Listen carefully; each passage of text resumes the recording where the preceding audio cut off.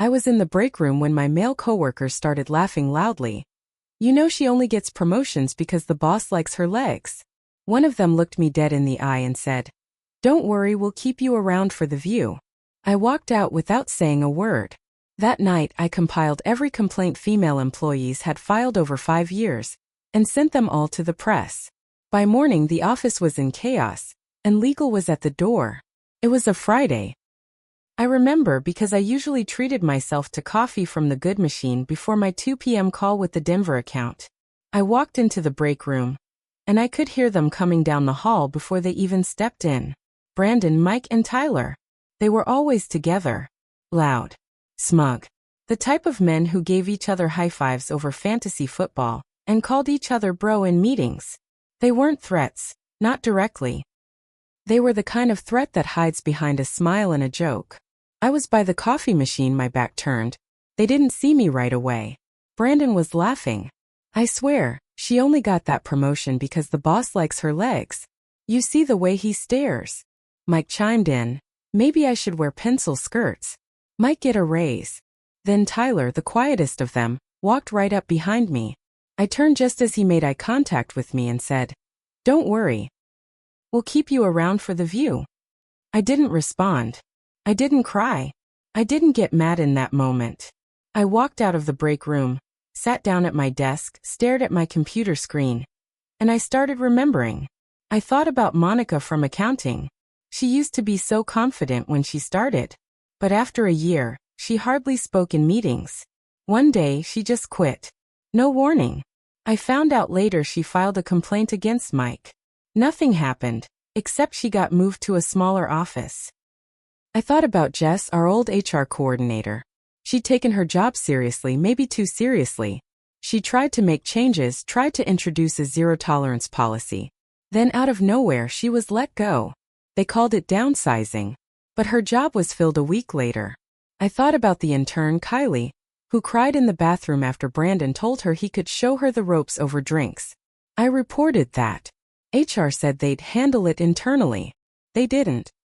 And I thought about every time I had stayed quiet. Every time I laughed something off. Every time I told myself it wasn't worth making waves.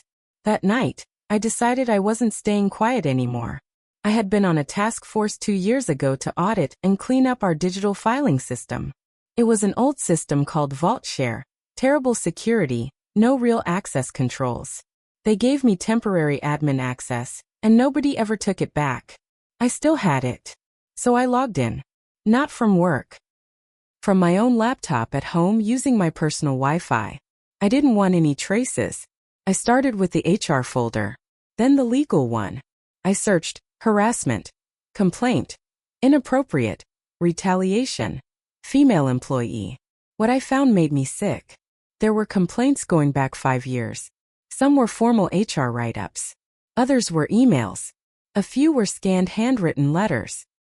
Some were labeled internal incident review, but none showed outcomes beyond addressed verbally or resolved with no formal action. There were 64 separate complaints filed by 23 different women. Some were about inappropriate jokes. Others were about outright sexual comments. 2 involved physical contact. Both had been investigated and dismissed. The names were familiar. Monica, Jess, Kylie. Even my own name came up. Someone else had reported what happened to me during a happy hour the year before. I never even knew. All of them buried. I copied every single file. Every screenshot, email thread, HR note, internal memo. I put them into one master PDF. I backed it up 3 times, cloud, USB, and a password-protected email. I didn't know what I was going to do with it yet. But I knew this couldn't stay hidden. I didn't trust anyone inside the company. HR had known for years and done nothing. Legal had signed off on every closed case. I wasn't going to give them another chance to bury it. So I picked 4 places to send everything. The Springfield Journal, our most read local newspaper. KSBR Channel 33, the biggest local news station. WIB Women in Business, a watchdog group based in St. Louis. Melanie Hartman, an employment attorney known for exposing corporate cover-ups. I wrote the same email to all of them. It included A summary of the files, the timeline of complaints, names of people involved. I redacted victims but left leadership names. My own story with dates. I signed it with a burner email and nothing else. I hit send at 2:13 a.m. Then I shut my laptop, took a sleeping pill and waited for the morning. I didn't go in Friday. I took a sick day. I needed space. By Monday the building was on fire, not literally but close. Before I even parked, my phone had 3 voicemails. One from my manager. One from HR. One from someone I'd never spoken to in legal. When I walked in, the front desk receptionist wouldn't even look at me. People were whispering. Slack was shut down. Our company LinkedIn had gone dark. 2 of the partners were in from out of state, having meetings in the conference room all day. Brandon wasn't at his desk. Neither was Mike. By 10:30 a.m., everyone had heard. The news stories were up. The Springfield Journal article had screenshots. My screenshots. The HR complaint quotes were word for word. WIB had already posted a statement demanding an investigation. An internal email went out around noon. Effective immediately, an independent third party will conduct a formal investigation into historical misconduct allegations at Grantham and Company. All employees are required to cooperate. Retaliation will not be tolerated. People were being called in one at a time. HR interviews, they said. I sat at my desk. I worked. I answered emails. I said nothing. But every woman in that office looked at me differently. They knew.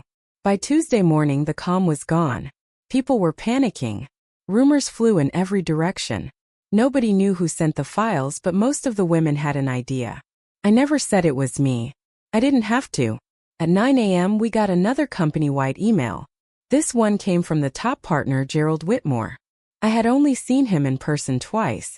We take these allegations seriously.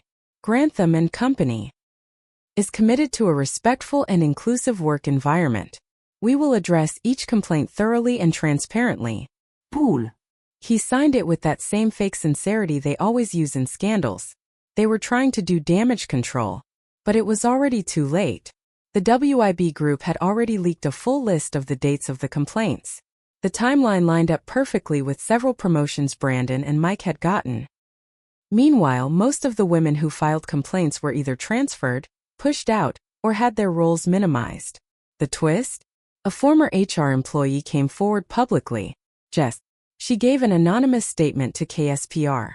We were told to stop documenting certain types of complaints. I kept digital copies because I knew they'd try to erase it. She'd backed up some of the very same documents I had found. The news confirmed the overlap. Now it wasn't just my file. It was evidence from 2 separate sources. That same week, strange things started happening. I got pulled into a meeting with HR and a woman from legal. They smiled a lot. Talked slow. Asked open-ended questions. Have you ever witnessed misconduct? Do you have any thoughts about the recent media coverage? Is there anything you'd like to share about your own experience? They were fishing, trying to figure out if I was the one who leaked everything. I kept my answers short, careful. I've seen a lot over the years, but I assumed complaints were being handled. That's all I said. Nothing more. The next day my calendar got wiped clean. I wasn't invited to the Denver account review, the one I'd been leading for 3 years. I got reassigned to internal documentation projects. Meaningless busy work. I confronted my manager, Claudia. Why am I off Denver? She didn't even look up from her screen. Leadership felt it would be better handled by someone less directly involved in the current tension. Translation. They knew it was me. And they couldn't fire me, not yet. But they were going to make me irrelevant. Friday morning I got a message from Melanie Hartman, the lawyer I had sent the file to. She asked to meet. I agreed. We met at a small coffee shop outside city limits. She was younger than I expected, mid-40s, smart eyes, zero tolerance for bullshit. She didn't waste time. You know what you did started a chain reaction, right? She said. I nodded. I've had 5 other women from Grantham contact me this week. One of them has a lawsuit ready. If this goes to court, you may be called as a witness. Maybe more. I asked what she needed from me. Everything you've got, she said. If you're ready to go all in. I didn't answer right away. I knew what going all in meant. No going back. No hiding. No safety net. Just the truth. But then she said something else. Do you know about the settlement clause from 2018? I shook my head. One of the complaints, a woman named Angela. She accused one of the partners of touching her at an off-site event. They settled for $75,000. It was sealed, but someone leaked the agreement to me this morning. Not you. I shook my head again. That was the twist I hadn't seen coming. Someone else was leaking now. By the following Monday, the company was in full lockdown. IT restricted all external file sharing. All off-site logins were disabled. Employees were told not to speak to media, under penalty of disciplinary action. Then came the biggest twist of all. Gerald Whitmore, the managing partner, stepped down. Family reasons, the statement said. But people inside knew better. The leaked settlement. The pressure. The board gave him an ultimatum. I overheard someone say, they're going to clean house. Or shut it all down. By the end of the day, 2 more women approached me quietly. One slipped a note into my bag that said, "Thank you." The other just looked at me with tears in her eyes. I still hadn't admitted it was me. But it didn't matter anymore. The wall had cracked, and now it was falling fast.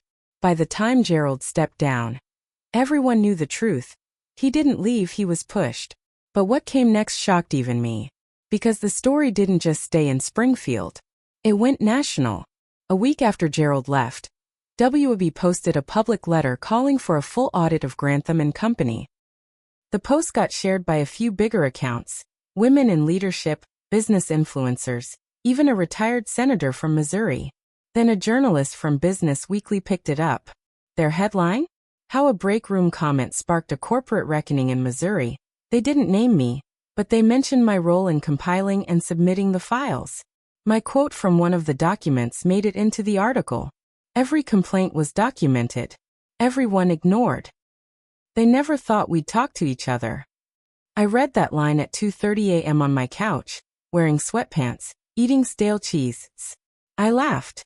It didn't feel like victory. It felt like watching someone else's life. But this was mine. And it was far from over.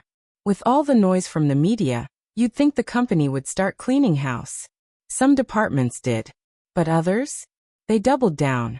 Claudia, my manager, started acting cold. At first it was subtle. She cut me out of meetings, didn't respond to emails, started making comments like, "We're all under a lot of pressure." And some people seem to enjoy adding fuel to the fire. Then she wrote me up for insubordination. The reason? I had missed a meeting, one that had been canceled the night before via email. I appealed the write-up. HR refused to remove it.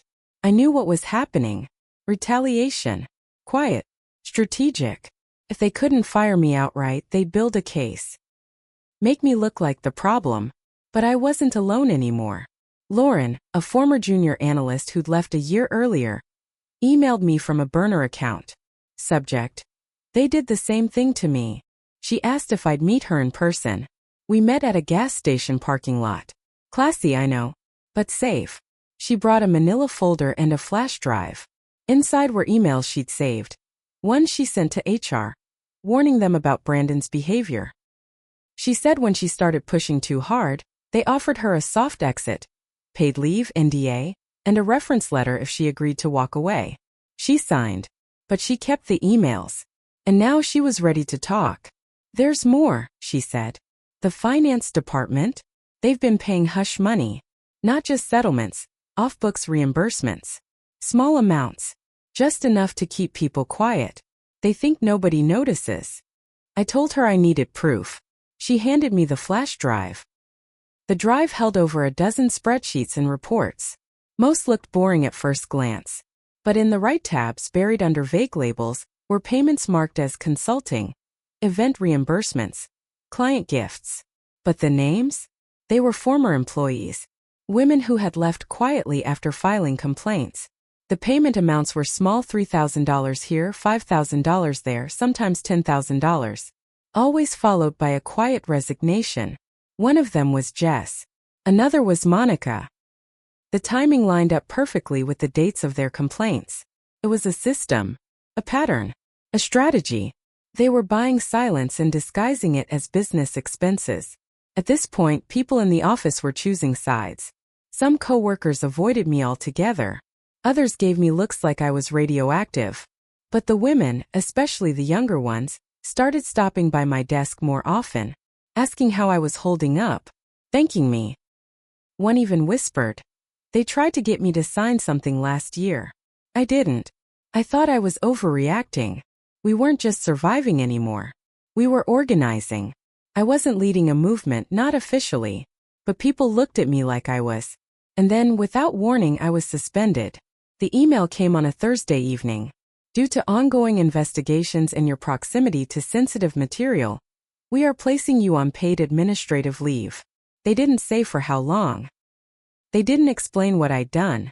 They just wanted me gone. I packed my things. Nobody helped. Nobody made eye contact. As I walked out, I passed Claudia's office. She looked at me, smiled, and shut her door. They suspended me and thought it was over. That I'd back off. That the noise would die down. That I'd fade out like the rest. But what they didn't realize was that by pushing me out, they made the one mistake that would destroy them. They gave me time.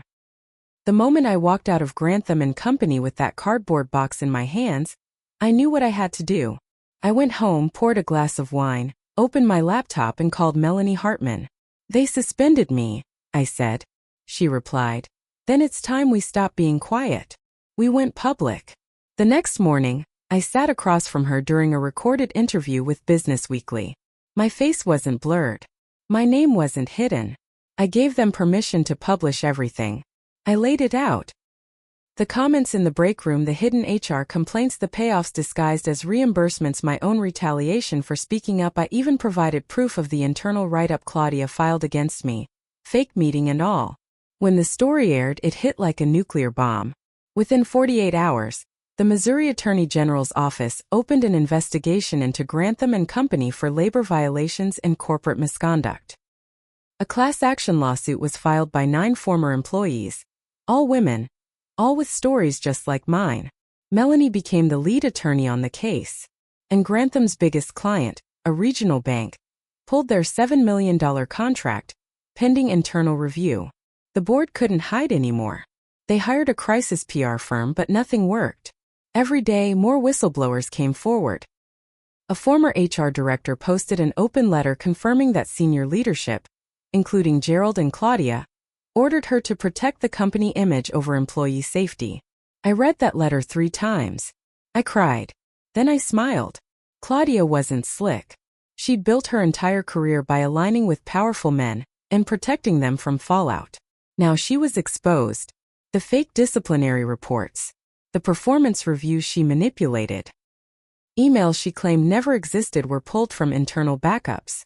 She was put on unpaid leave pending investigation. 2 weeks later, she was fired. No severance. No reference. No silence.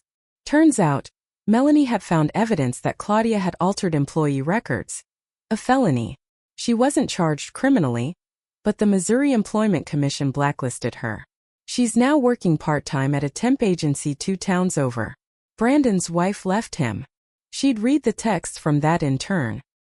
The ones I included in the report. The worst part? His wife worked for a local women's shelter. She filed for divorce within a week of the news breaking.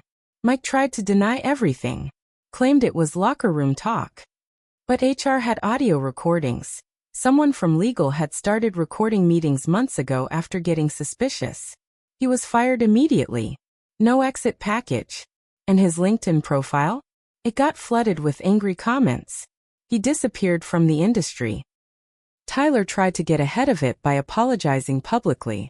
But when the file showed he was involved in silencing other complaints, including pressuring Jess to drop hers, he was done too. The 3 of them? Gone. No jobs. No references. No way back. A month later, Grantham and Company was bleeding. Clients had pulled out. 4 executives resigned. And the firm was forced to downsize by 60%. They brought in an outside consultant to rebuild the brand, but it was too late. The name Grantham and Company had become poison. They officially shut down the Springfield office within the quarter. I stood outside on the last day, watching movers take out boxes. The building where I was mocked, ignored, and harassed, empty now. Dead. Let me be honest. The fallout followed me. I got hate mail. Some of it from anonymous accounts, some from former employees who blamed me for the company going under. I lost friends. People I thought were close distanced themselves. Said I was too intense, or overreacted. And I still have days where I wonder if it was worth it. But then I remember Monica crying in the parking lot. Jess losing her job. Kylie hiding in the bathroom. Lauren forced to sign an NDA just to protect her name. I remember Tyler's smirk. Brandon's laugh. Mike's fake apology. And I remember the break room. That moment. The way my skin went cold.